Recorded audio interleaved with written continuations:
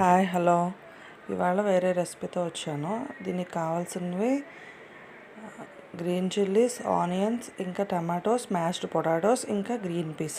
Cooker on చేసుకొని దాంట్లోకి oil వేసుకొని టమాటో, ఆనియన్స్, గ్రీన్ చిల్లీస్, అల్లం, ఇంకా టమాటోస్ వేసుకొని బాగా వేయించాక అందులో కొంచెం పసుపు, ఉప్పు వేసుకొని బాగా దగ్గరగా వేయించాలి.